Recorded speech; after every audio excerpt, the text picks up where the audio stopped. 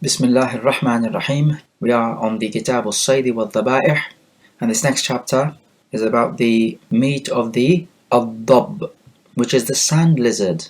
From Abdullah ibn Dinar, he says that he heard Umar say that the Prophet was asked about the Dab, the sand lizard, and the Prophet replied, "Lastu bi'akilihi wala muharrimih."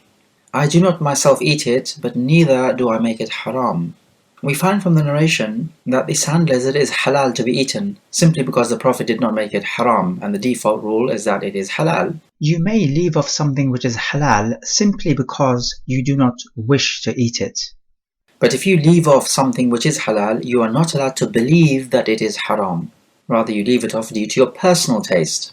The Prophet left off the dab because he found himself averse to it. We find in another narration of the chapter, the dab, the sand lizard, was served to the Prophet, and Maymuna, one of his wives, said to the people, "Inform the Prophet what he is being served."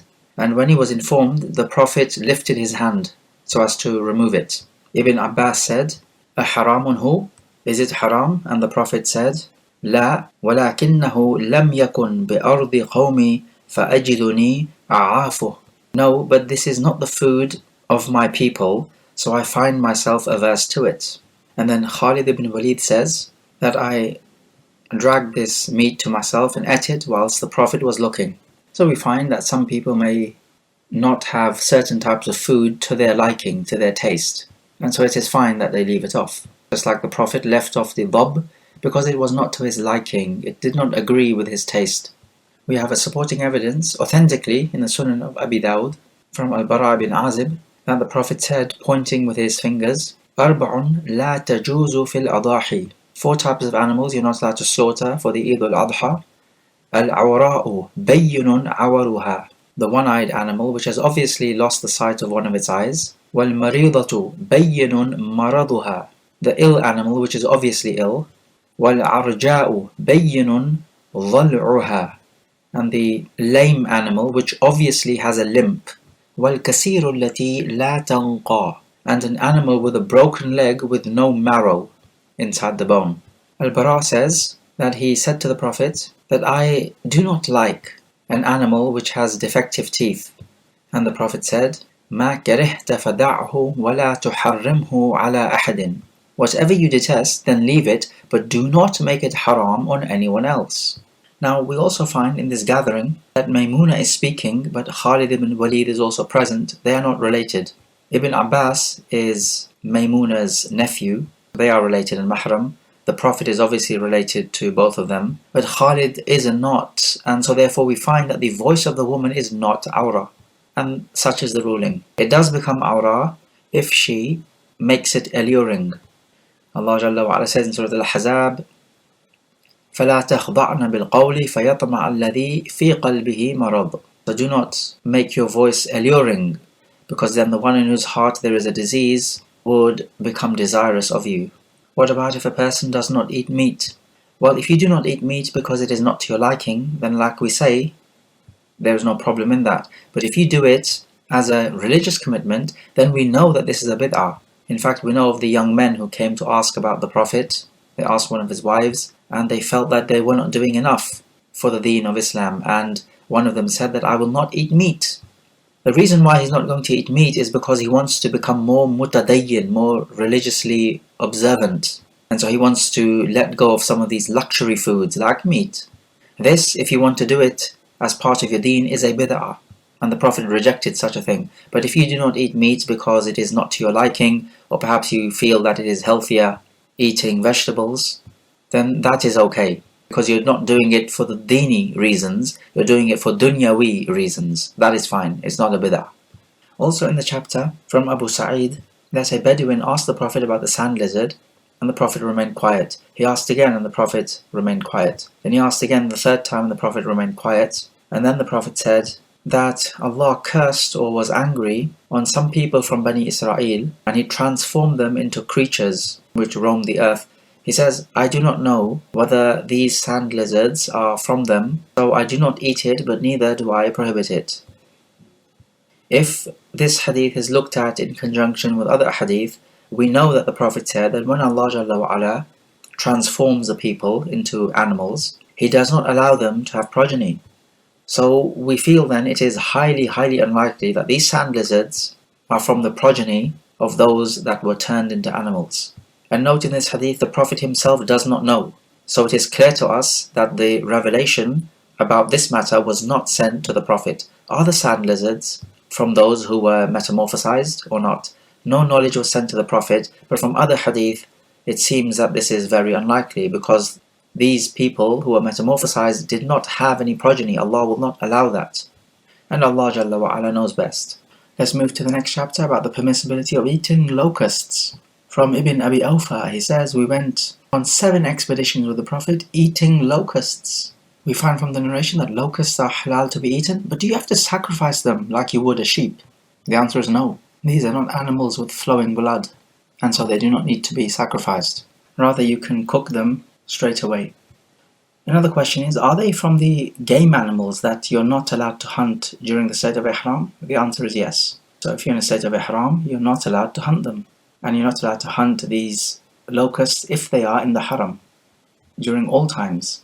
Their jaza, or the penalty that you have to give, is an animal similar to it from the bahimatul an'am, only there is no such animal. So you would have to just pay its value instead. This value will be decided by the government. The next chapter is about the meat of the rabbit. Anas ibn Malik reports that we chased a hare in a valley near Mecca called Mar al-Dhahran. He says, I caught hold of the rabbit and I brought it to Abu Talha, who was his stepfather. He slaughtered it and sent its haunch and its 2 hind legs to the Prophet, and the Prophet accepted it.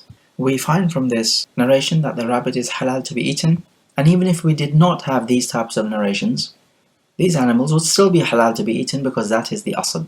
The next chapter, about making use of items to hunt, but you're not allowed to use pebbles. From Ibn Buraidah, that Abdullah ibn al-Mughaffal saw a man from amongst his companions throwing pebbles, whereupon he told him, do not throw pebbles, because the Messenger of Allah did not like it, or he said he forbade flinging pebbles, because it does not hunt anything, nor does it defeat any enemy, but it could break a tooth or gorge out an eye. Afterwards he again saw him flinging pebbles and said to him, I inform you that the Messenger of Allah did not approve, or he forbade flinging pebbles. If I see you flinging pebbles again, I will not speak to you. So with the pebbles, the tooth can be broken or an eye could be popped, and this is just a mafsada, it is a corruption. There is no maslaha or benefit in this. But, as the narration says, لا يصطاد به الصيد, the game animal cannot be hunted with it. ولا ينكأ به العدو, and an enemy cannot be defeated with it. So these pebbles are useless. And similar to this is putting a stone in a catapult and shooting it. This is not permitted, because these pebbles, like it is mentioned in the narration, they only will break a teeth or pop an eye out. They do not produce any particular benefit. Also notice what Abdullah ibn al-Mughaffal says to one of his friends who disobeyed the command. He said, I informed you about the hadith of the Prophet, and yet I see you flinging stones, so therefore I will not speak to you a word. And so like this, you can boycott a person if he persists in his sin and does not take the admonition. But as far as the salam is concerned, then after 3 days you must give him the salam at least. We say boycotting a person is to be done if it will prove to be beneficial. As for if it will not prove to be beneficial, then do not boycott him. That is the general principle.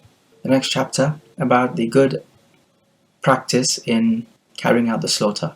From Shaddad ibn Aus radiallahu anh, that the Prophet said, إِنَّ اللَّهَ كَتَبَ الْإِحْسَانَ عَلَى كُلِّ شَيْءٍ فَإِذَا قَتَلْتُمْ فَأَحْسِنُوا الْقِتْلَةَ وَإِذَا ذَبَحْتُمْ فَأَحْسِنُوا الذَّبْحَ وَلْيُحِدَّ أَحَدُكُمْ شَفْرَتَهُ وَلْيُرِحْ ذَبِيحَتَهُ. Allah has enjoined you to do everything well. So if you kill, then kill well. And if you slaughter an animal, then do it well. One of you should sharpen his blade and spare the animal suffering. What is obligatory is adl, justice. As for ihsan, it is mustahab, because the minimum obligation is to be just. But ihsan is more than justice, is when you're graceful. So you need to have ihsan, or that is doing well, when you kill someone. That is, if a had punishment requires you to kill somebody, or qisas, for example, a life for life situation, do not say that, oh well, he's going to die anyway, so let me just completely mutilate him. No, rather you have to kill or execute in such a way so as to be swift and painless. That is, unless it is a qisas situation in which the assailant caused the other one pain, then you have to give him the same pain as he caused. And that would be ihsan. So what about stoning the adulterer to death? One may say, how is this ihsan? It is a vulgar punishment.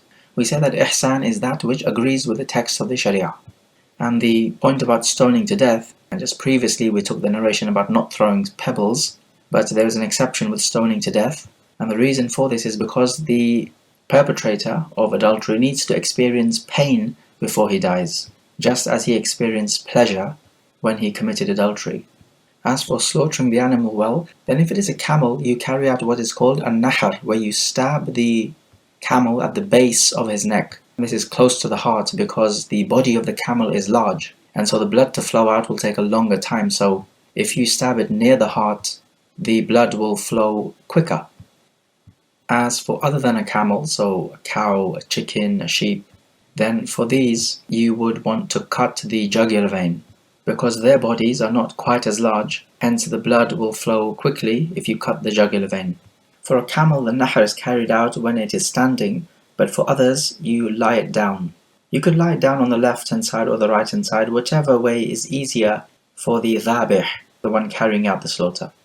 Also, do not tie the legs, because it is better that the animal moves, because as it moves, the heart will pump more, which is natural, and so the blood will flow out more effectively. We are taught to sharpen the blade. Do not sharpen the blade in front of the animal, because you will frighten it. In a narration by Al-Hakim and Al-Bayhaqi and others, the Prophet saw a man sharpening his blade in front of the animal, and the Prophet asked him, "Aturidu an tumitaha mautatan?" Do you want to give it 2 deaths? Because one, you're going to sacrifice it, but before that you're giving it another quote-unquote death, in that you're making it suffer as it looks at you sharpening the blade. What about electrocuting it to death? Well, electrocuting it to death would mean that this is not a dhabiha. But if an animal is strong, let's say a bull, and it's difficult to control it as you cut the jugular vein, then you can electrocute it to stun it so that it collapses. But it must still be alive so that it's moving. And then if you sacrifice it, then this is fine. But as for if it dies from the electrocution, then no, this is a maita, dead meat, which is haram. There are scholars who say that if you sacrifice an animal and red blood, that is oxygenated blood, flows through it, then this is a sign that you have sacrificed it in a halal fashion when it is alive.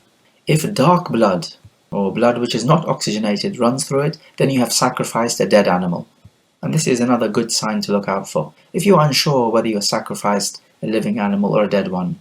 The next chapter speaks about how it is haram to tie the animals and then beat them to death. From Hisham, the grandson of Anas bin Malik radiallahu anh, he says, "I visited my grandfather, Anas bin Malik, where some people had tied a chicken and were using it as target practice." Whereupon Anas bin Malik said that the Prophet forbade that an animal should be tied up and beaten to death. Another narration from Ibn Umar, he passed by some people who were using an animal as target practice. When they saw Ibn Umar, they dispersed, and Ibn Umar saw what happened to the animal, and he asked, "Who did this?" "Verily, the Prophet has cursed the one who does this." We find that using animals as target practice is from the kaba'ir, from the major sins. Why? Because, as Ibn Umar said, the Prophet cursed such people. You're only ever allowed to kill animals if it is to eat them, if they are halal, or perhaps if they're attacking you to save yourself. But you cannot use this as a sport. It is permissible, however, if you're training your hunting eagle to throw out a pigeon so the hunting eagle can go and catch it. So the pigeon will die even though you did not intend to eat it. But in this particular case, you have to train the hunting eagle, so there is a greater benefit. Okay, let's take some review questions at this stage. So question number 1. Is it okay to have a vegetarian diet? Explain your answer. Question number 2. We learn from one of the narrations that it is permissible to boycott a person if he shows flagrant disregard for the instructions of the Prophet. Quote the evidence for this rule. Question number 3. Is stunning the animal with electricity permissible when you're slaughtering it? Give the detail to this answer.